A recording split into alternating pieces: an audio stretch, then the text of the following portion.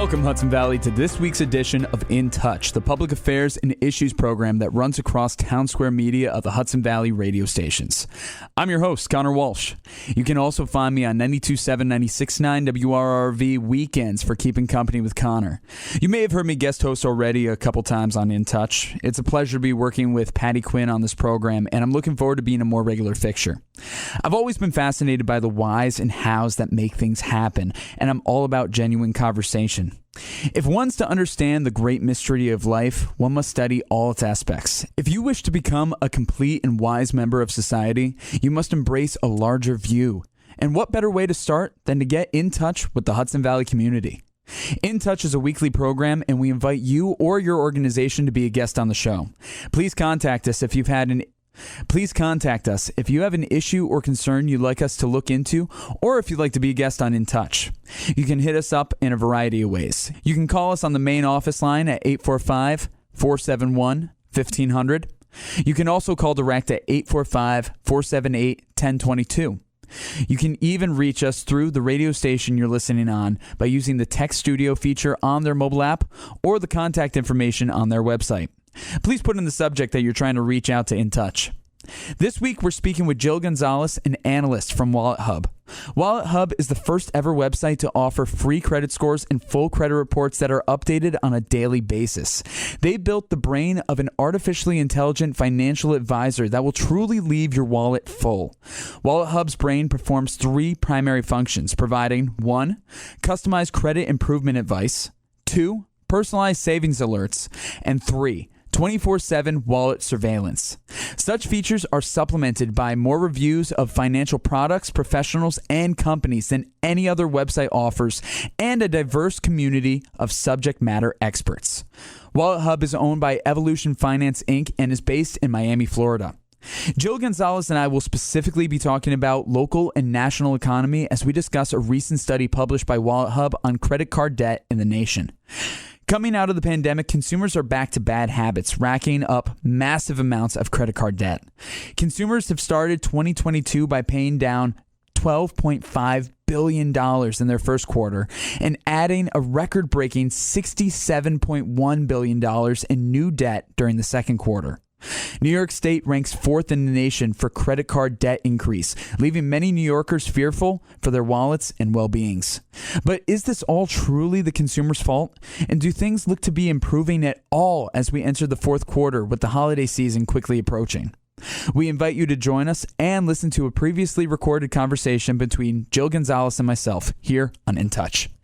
Hello, this is Conor for In Touch. Today we'll be talking about a subject that's racking many Americans' minds, especially New Yorkers, inflation and debt increases. With us today we have WalletHub analyst Jill Gonzales. Jill, how are you?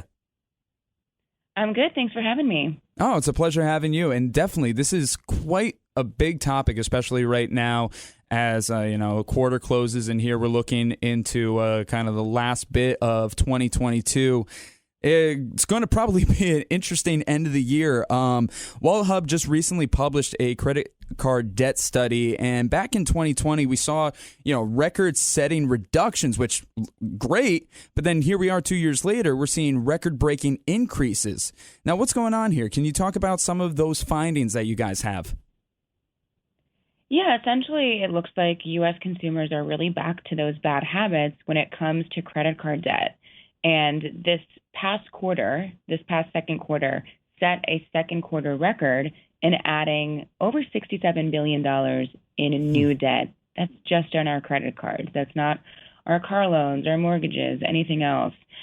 So, not only are we kind of looking at everything from that we missed over the pandemic, right? We're catching up on weddings and vacations and all of these things that we weren't able to do. All of those things now cost more money because of supply and demand issues, labor shortages, inflation. So it's really adding up. Now, why do you think that it's adding up even more now, setting these records? That now that we're getting back to normal, do you think it's just kind of everybody just wanting to do more, that they're spending more and racking up all this debt? What kind of contributors are adding up to this?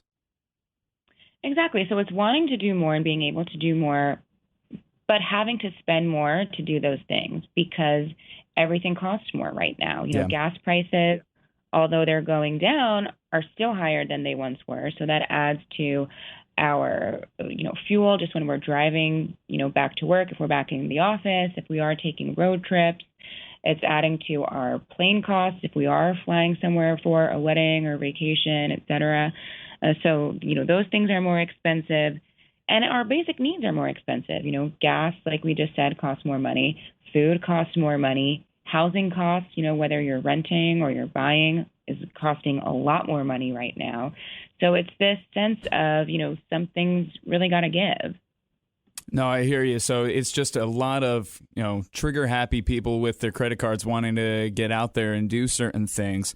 So one thing that I found very interesting and very poignant with our listeners, in the recent study, it says that New York is ranked 4th on the list when it comes to the credit card debt increases. What got us to this point? What does this mean for New Yorkers? Well, New York is certainly not an outlier here. The states that kind of had the biggest increases were California, Texas, Florida, New York, and Illinois. So some of the biggest states when you're just looking at population. We've seen, household credit card debt increase just over the past quarter or so on average was in New York $561. So that adds to the total credit card debt, obviously. And then when you're just looking at an actual state, that means that New York has seen a $4.2 billion credit card increase. Jeez. So the highest was in California at around $7.6 billion, but anything over 4 obviously is still a lot. No, still a lot. And the top 5 states, as you mentioned, California, Texas, Florida, New York, Illinois, those are very big metropolitan areas. And I'm assuming probably, living in a much more urban area, you see more of the credit card use. Am I right? Exactly, yeah. You have people putting their rents on credit cards. Obviously cost of living in general is higher. But it's interesting because, California, New York, and Illinois certainly have a higher cost of living than Texas and Florida. But, we're all kind of in the same boat here. No, I hear that. So then looking on the other side of things, like states such as Alaska, the Dakotas, Wyoming, Vermont, which are on the lower end of the list, what kind of practices or behaviors have you found have contributed to them to be lower? Is it the fact that they're not as metropolitan has weighed in as much, or what have you seen? Yeah, I think cost of living is a huge factor here. But even when we're looking at inflation, inflation in New York and California has been increasing more rapidly than it has been in these states toward the bottom of these rankings. So, that's even a factor here is, yes, we're all seeing inflation, but we're not all seeing it at the same rate. No, very fair. We've been talking with Jill Gonzales here on In Touch, analyst for WalletHub. Now, here we have all the increases going on. What does it look like for the rest of the year? How does these trends look to translate to the end of 2020 going into 2023? So how the year shapes up in terms of spending, usually Q1 we see the biggest pay down of debt, right? We have people getting their end of year bonuses that they use to pay down debt. We have people getting their tax refunds back that they use to pay down debt. This year, we saw a record low in that pay down. So that's not good news. Now we have seen the biggest Q2 increase ever. That's not great news. And we're heading into Q4, which is the biggest spending time of the year. It's the holiday season. People are getting gifts, et cetera. So that's really not good news. And we expect another, record-breaking number in terms of new debt. So all of that is not helpful when we're also kind of staring down a recession. So all of this is going to be very interesting to see how it plays out. No, absolutely. With the holiday season, do you think this is actually going to encourage or discourage anybody from actually doing their typical shopping? With everything high already, do you think this is going to be changing the way that Americans go about their holiday shopping at all? Do you think it's going to increase, decrease? People going to go as lavish as they might have in the past? I think it should decrease, but I don't think it will. I think that we are going to see, people put more money on these credit cards, spending money that they don't necessarily have. And I think we're going to see that, break a little bit when we're looking at how sustainable this is and how people are able to keep up with their payments, or if we'll see more default numbers, which we have also been seeing. No, that's not good. That's not something that we like to be able to see. Now, we talked about, living in certain areas, price of living, and things along those lines. But what are some things that people can do to combat this? What kind of behaviors would be the best, or what kind of things and programs should people be looking into, to dig themselves out of this debt? We're already so far in. Is there a way out?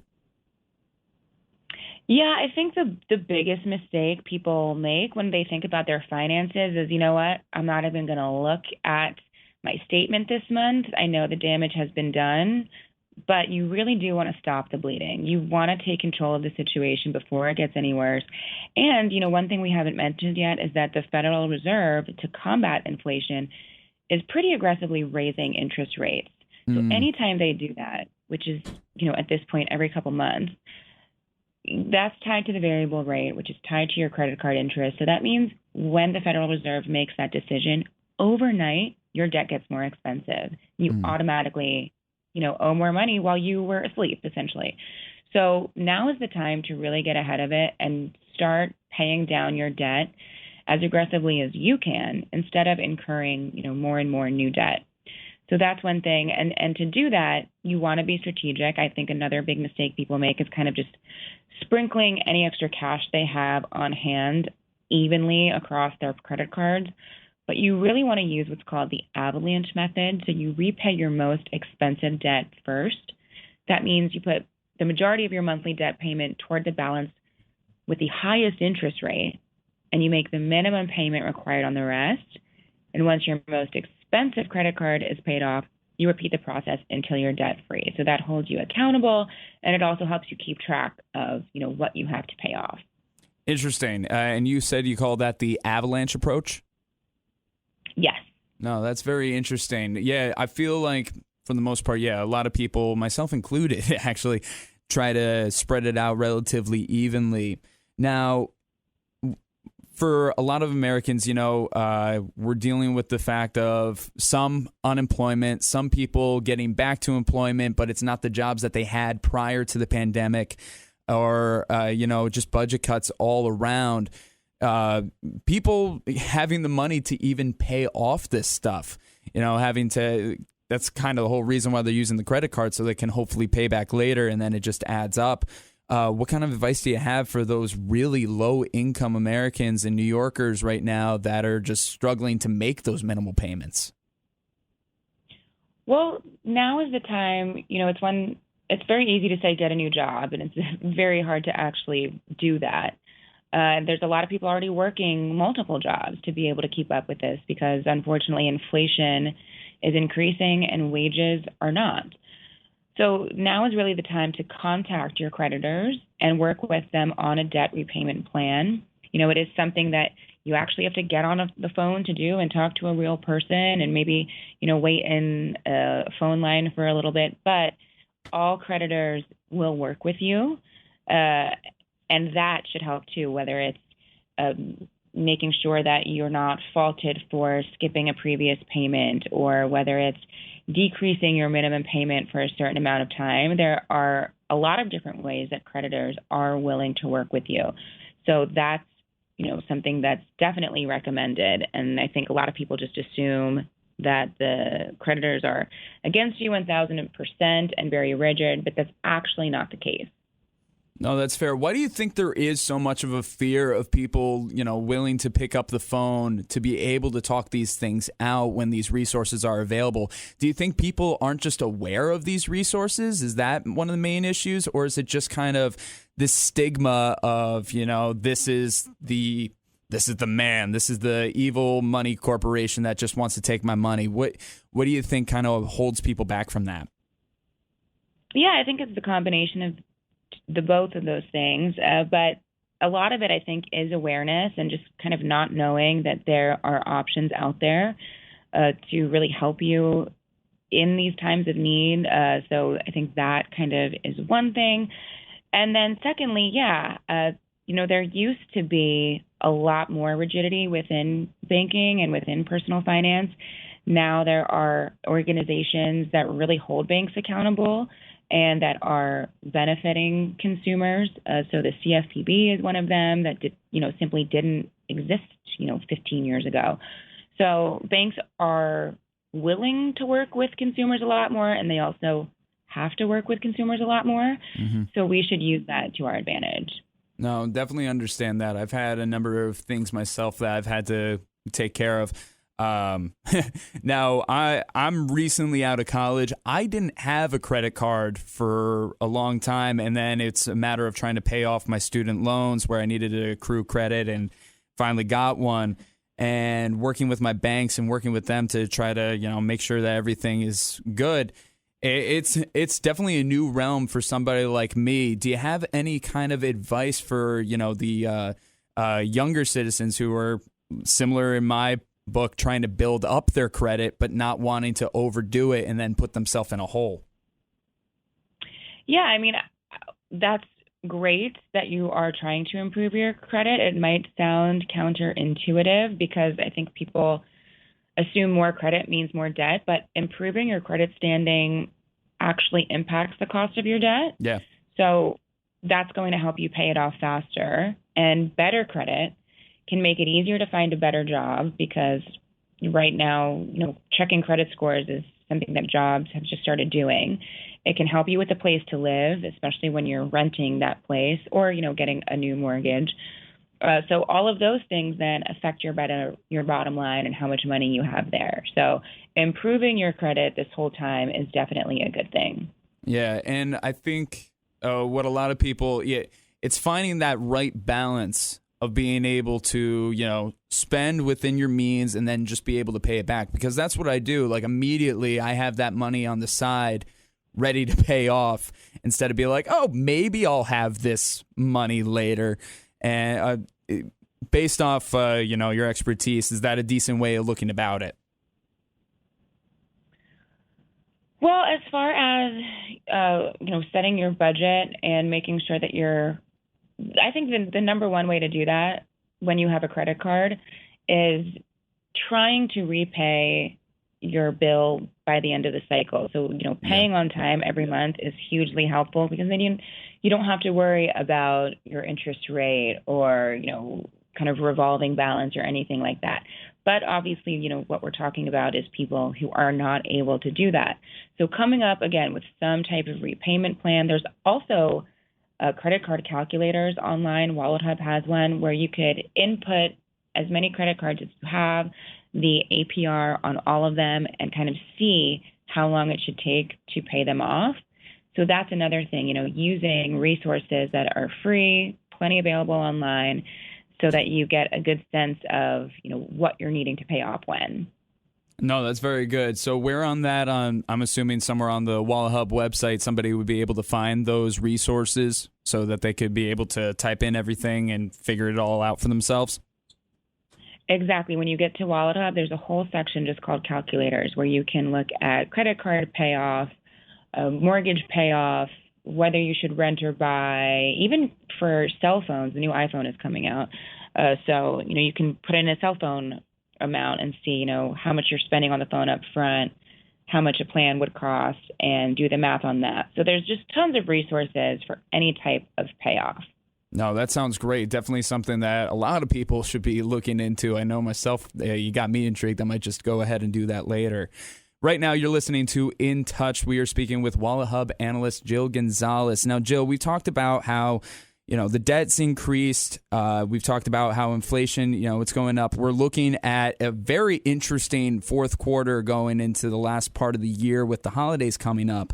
Now, part of that study said that, 44% of people don't think that they're financially prepared for another recession. And 56 are saying that they would actually rather prefer high inflation over high unemployment. So how do you think this is all just going to wrap up the year, tie everything together? And do you think, based off all these feelings, we might see a cultural, social shift, which will help us economically at all? I don't know. Well, this data says no. Yeah. This really says that people are going for it. They're spending beyond their means. And, it's very similar to the numbers that we saw back in 2008, the last time that we had a major recession, where, we just got to a debt level that was unsustainable. And the housing market crashed. People weren't able to keep up with their bills. A lot of people went into default and bankruptcy. So, that paints a pretty bleak picture. Hopefully it doesn't, get to that level. But, with so many things being so expensive right now and, so many people, still kind of not back into the labor market, there's still a lot of labor shortages. So something, really has to give here. And I think we're coming up to that point. Understandable. Yes, it might be a little bleak, but I really appreciate how blunt you are with the facts and with the data. It's a cautionary tale. We've seen it before. We're looking towards something, and hopefully, maybe, people can start to realize that, we got to dial it back a little bit and, work on trying to stabilize this. Now, Jill, is there any last remarks that you have for any of our listeners about, any tips on how they should be dealing with their credit cards, anything that they should be looking into for the holiday season, anything along those lines? Well, we talked about most of them, using the avalanche method to repay your debt instead of focusing on, incurring new debt, improving your credit this whole time, and, hopefully making a budget and sticking to it. I know that's the hardest, but especially for the holiday season, that's something that you can do ahead of time, and consider, other types of gifts that don't cost as much money, which also probably require more planning. But, something that you gather, make yourself, a lot of pictures usually involved with that. So I think planning ahead of time, especially during the holiday season, is very helpful. Absolutely. I know myself. I'm one of those people that's hesitant on getting into the holiday spirit too early. Let one thing go to the next. But I think when it comes to preparation and budgeting, it's really important to be looking that far ahead. So, naysayers like me should really start thinking about that. Jill, thank you so much for being on. We really appreciate it. Where can people find more info from WalletHub? Head to WalletHub.com. We also have an app on iTunes and the Android App Store, so go ahead and check it out. Fantastic. Well, Jill, thank you so much again. We really appreciate your time here on In Touch. I'm Conor Walsh, and as always, I'm glad we get to spend some time. This has been this week's edition of In Touch, the public affairs and issues program that runs across Townsquare Media of the Hudson Valley radio stations. We want to give a big thank you to Jill Gonzales from WalletHub for taking the time to speak to us. WalletHub is the first ever website to offer free credit scores and full credit reports that are updated on a daily basis. WalletHub is dedicated to helping people efficiently attain top wallet fitness so they may enjoy life instead of worrying about money. To that end, they strive to make the complex simple and to provide each user with a personalized level. WalletHub seeks to provide you with 1, customized credit improvement advice, 2, personalized saving alerts, and 3, 24/7 wallet surveillance. Such features are supplemented by more reviews of financial products, professionals, and companies than any other website offers, and a diverse community of subject matter experts. You can try out their credit tools, read more studies, and learn more from their financial directories by going to WalletHub.com or by downloading the WalletHub app. You can read more about today's topic on the website and mobile app of the Townsquare radio station you're listening on. In Touch is a weekly program, and we invite you or your organization to be a guest on the show. Please contact us if you have an issue or concern you'd like us to look into, or if you'd like to be a guest on In Touch. You can hit us up in a variety of ways. You can call us on the main line at 845-471-1500. You can also call direct at 845-478-1022. You can even reach us on the radio station you're listening on by using the text studio feature on their mobile app or the contact information at the website. Please put in the subject that you're trying to reach out to In Touch. I've been your host, Conor Walsh. You can find me on 92.7, 96.9 WRRV weekends for Keepin Company with Conor. It's a pleasure to be working with Paty Quinn on this program, and I'm looking forward to being a more regular fixture. As I mentioned before, I've always been fascinated by the whys and hows that make things happen, and I'm all about genuine conversation. If one's to understand the great mystery of life, one must study all its aspects. If you wish to become a complete and wise member of society, you must embrace a larger view. And what better way to start than to get in touch with the Hudson Valley community? Until next time, stay curious, keep an open mind, and as always, I'm glad we get to spend some time.